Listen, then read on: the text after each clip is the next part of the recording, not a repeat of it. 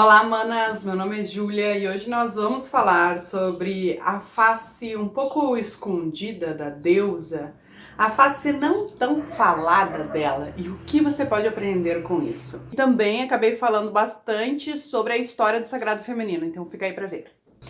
Se você tem uma sugestão, deixa um comentário aqui embaixo, já aproveita e dá um like, compartilha com as amigas, porque tudo isso faz a gente crescer. Então, a deusa, ela tem três faces: jovem, mãe e anciã. Essa é a mais conhecida. Mas, na verdade, quando a deusa surgiu, e ela surgiu há muito tempo atrás, no começo da humanidade, 30 mil anos atrás, você sabia que há 30 mil anos atrás a gente acreditava numa grande mãe ao invés de um grande pai? Pois é. É isso que arqueólogas estão descobrindo, como Marija Gimbutas, que estão reescrevendo a história e descobrindo que aquelas antigas esculturas que a gente tinha de mulheres gordas, mulheres peitudas, mulheres com umas vulvas muito grandes, na verdade eram deusas. Então a gente acreditava numa grande deusa, porque naquela época a gente não tinha luz elétrica. Eu tô falando de homens e mulheres das cavernas, tá bom? E um pouquinho mais pra frente, quando a gente começa a aprender a plantar. Então, a gente era muito mais assim, sem luz elétrica, sem relógio, a gente ficava muito mais à mercê da natureza. Então, a gente tanto reverenciava a natureza por ela nos dar comida, nos dar sustento, como a gente também temia a natureza, porque a natureza tinha desastres naturais. E as mulheres também eram muito reverenciadas, porque naquela época os homens achavam que as mulheres eram mágicas, porque elas sangravam e não morriam e do nada elas estavam grávidas, estavam gerando vida, assim como a própria mãe natureza. Você já parou para pensar de onde que surgiu esse termo mãe natureza? É da grande mãe.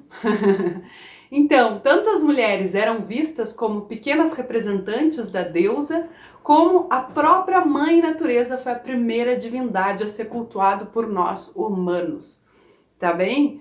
E é muito legal porque a gente olha essas esculturas e a gente percebe que várias delas têm três tracinhos, simbolizando essa questão da deusa ser tríplice. E não é que ela é só jovem, mãe, anciã, na verdade é mais do que isso.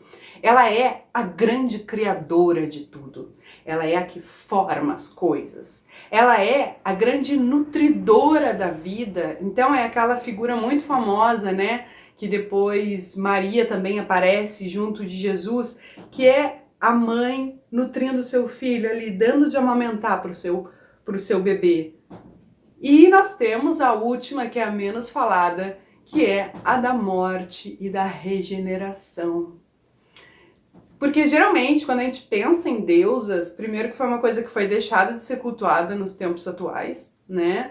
E segundo, quando a gente lembra sempre assim de uma Afrodite, de uma Vênus, de uma Pachamama, que são mulheres que têm só esse lado bonzinho, digamos assim, né? O lado do amor, o lado da luz, mas tem o lado B, que é o lado escuro da deusa, que é o lado da morte, da regeneração.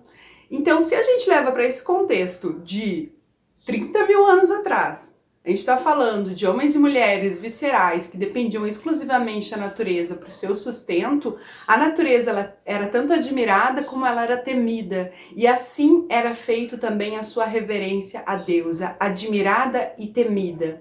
E ela era tão boa porque ela dava vida e tão má que ela tirava a vida. Na verdade, esse balanço de bom e ruim só foi surgir mais tarde, quando a gente tem a entrada aí dessas vertentes que são muito de dividir o mundo, porque naquela época a gente entendia que bom e ruim na verdade é uma coisa só. Que na verdade nós não somos nem boas e nem ruins, mas nós somos inteiras.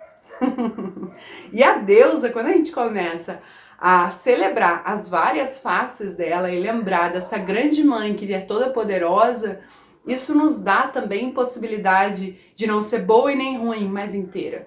E reverenciar todas essas fases. Então a parte menos falada é da morte e da regeneração. Se a gente pega, por exemplo, deusas que são como Hecate, como Cerriduen, são deusas que a gente está falando desse lugar de morte. E o que a gente pode aprender com esse lugar de morte? Como a gente foi muito tempo ensinada, digamos que essa deusa ela foi polida até ela ficar bem magrinha, porque antes ela era bem gordinha, né? Que é também uma mensagem para mulheres ocuparem menos espaço, né? É tudo assim muito numa linguagem simbólica é muito forte você ir mudando o corpo da mulher para ela ocupar menos espaço, assim como a deusa também vai sendo picoteada, dividida em várias, e as que ficam são deusas que mostram para a mulher como ela tem que ser, e ela tem que ser sempre boa e ela tem que ser sempre de luz. Quando na verdade a gente tem um outro lado, que é esse lado de morte, que é esse lado de regeneração. E quando que a gente pode usar essa face de morte e regeneração? Quando, por exemplo, chega final de ano, minha casa vai ficar lotada, eu vou ter que fazer tudo, atender tudo e todos, vem essa senhora ceifadora e vai dizer, aqui não, na minha casa não. Ou ela vai dizer, na minha casa ok, mas do meu jeito, entendeu? Ou se você tá num relacionamento abusivo, que você precisa acabar com aquilo, que dói acabar relacionamento, mas você sabe que você precisa para ficar melhor. Vem essa morte e aí vem a melhor parte depois, vem a regeneração. Porque os antigos acreditavam, assim como várias e várias culturas, que a gente sim consegue se regenerar, que a gente sim consegue mudar, tá? Então, tanto é que as pessoas elas eram enterradas em posição fetal e com argila vermelha, porque como tinha esse endeusamento das mulheres e do seu sangue, quando a gente é parido no meio do sangue. Então, com o sangue eu vim e com o sangue eu voltarei, com essa argila vermelha. Então, a gente vai trazer todos esses arquétipos de regeneração, de uma nova vida também para nós. Então, você não precisa ser sempre boazinha, porque nem a deusa é, por que você vai ser? Viu só que poder a gente trazer a deusa pra gente? E 2, você pode sim morrer e continuar vivendo, porque afinal, esse é o segredo da vida, né? Morrer e continuar vivendo.